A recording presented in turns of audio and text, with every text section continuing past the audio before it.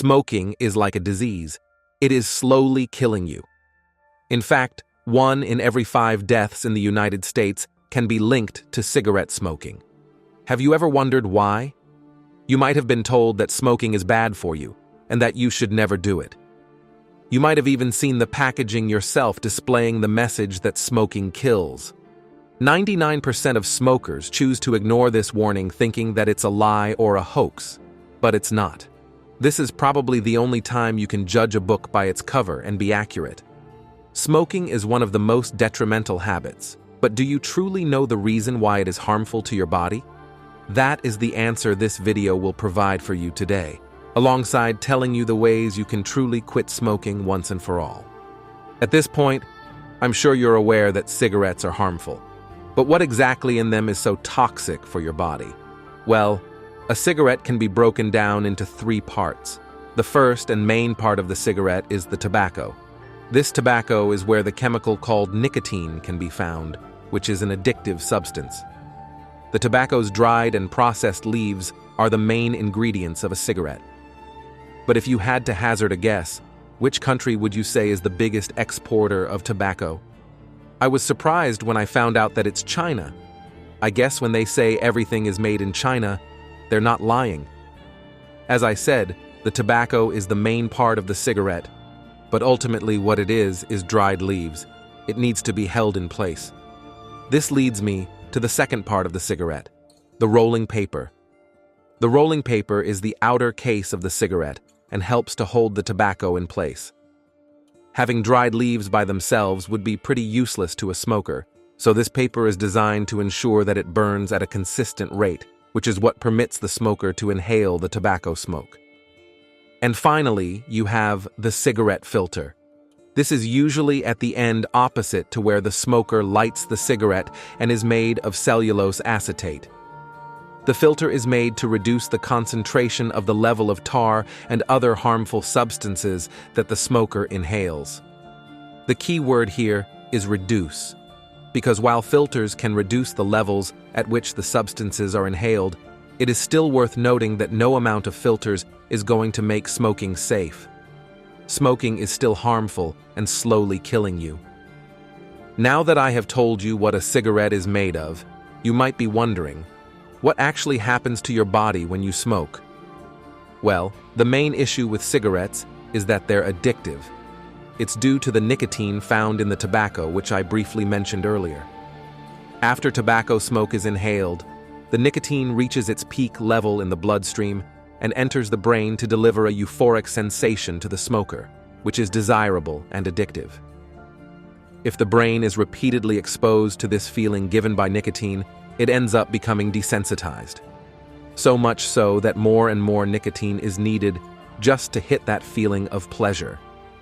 This is where cigarette addiction and chain smoking can get dangerous.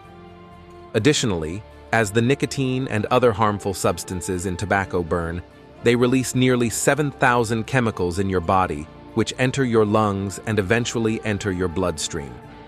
The bloodstream is responsible for carrying oxygen and nutrients, like vitamins, minerals, sugars, fats, and proteins around the body. Because the nicotine has entered the bloodstream, this hampers the body's ability to efficiently transport the essential nutrients that your cells need. These chemicals also contain 70 different chemicals known as carcinogens, which are directly linked to cancer. While all of these carcinogens are harmful, there are 2 in particular that are truly catastrophic for your health. The first of these carcinogens is carbon monoxide.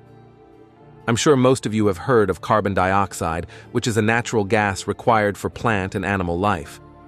However, when carbon-containing materials don't burn properly, they end up creating carbon monoxide instead. Carbon monoxide is terrible for your body because it is poisonous, flammable, colorless, odorless, and tasteless. But despite all this, how is it a problem for smokers? Well, like I said earlier, when carbon-containing materials don't burn properly, they form carbon monoxide. The tobacco in cigarettes is full of carbon. I'm sure that you can put 2 and 2 together. I also mentioned how nicotine entering your bloodstream hampers the body's ability to ingest nutrients. Carbon monoxide works in a similar vein. Pun intended. When the red blood cells in your body start carrying carbon monoxide, they can't carry oxygen anymore, which over time results in the heart becoming starved of oxygen and having to work harder. This is why you will notice that a lot of smokers are often fatigued and out of breath, as the oxygen isn't being transported throughout the body. The second major carcinogen in cigarettes is tar. You might think tar is what's used to build roads. Well, yes, but actually no. The tar from cigarettes is the same dark ashy color, and tar is the substance that makes your teeth turn yellow and stains your fingers to be yellow-brown as well. The tar damages your lungs by narrowing the bronchioles that are responsible for absorbing oxygen. The tar also damages the small hairs in the airways, known as cilia, that help to protect the body from dirt and infection. In fact, studies conducted on cilia help show that the cilia length of smokers is between 10 to 15% shorter than that of healthy non-smokers. Over time, overexposure to tar can form a sticky layer on the inside of your lungs, which may lead to lung cancer, emphysema, or COPD. Smoking is seriously harming you, but I do hope that this video is helping you out. And if that is the case, I would very much appreciate it if you could drop a like on this video and subscribe to this channel to see more content on topics that will improve your physical and mental health. Thank you. A lot of smokers often struggle to quit the habit. It's important to be the master of your own image rather than letting others define it for you. For smokers, the cigarette defines their image, and it's almost like the cigarette controls the smoker rather than the smoker having control over the cigarette. It can be quite tricky to quit the habit, but now I am going to tell you about some ways you can potentially quit smoking for good. Quitting smoking isn't just about giving up cigarettes and nicotine. It's also about changing your entire lifestyle. If you have been smoking for a while, this can be a big step, and understanding the magnitude of this change is important. Smoking cessation is a process, and slipping up along the way is perfectly normal. However, it is important to be patient with yourself and stay committed to the goal of quitting. You don't have to go through this journey alone. One-to-one and group sessions exist to help smokers get over this habit. Sometimes old habits die hard. Sharing your goals in a group session or with your family can make a significant difference. They will help hold you accountable if you do slip up and feel like returning to your old habit. Smoking is often associated with certain triggers or situations. Identifying what these could be is essential. Once you know what makes you reach for a cigarette, you can develop your strategies accordingly and yield better results. For example, if stress is a trigger, consider practicing relaxation techniques like deep breathing or yoga every time you crave a cigarette instead. The reason I am suggesting new habits is because scientific research has clearly shown that replacing an old habit with an alternate one can help to overrule negative habits. Providing the brain with regular dopamine by engaging in good habits will go a long way in preventing smoking, and it takes the brain approximately 14 days to reacclimate to a non-nicotine environment.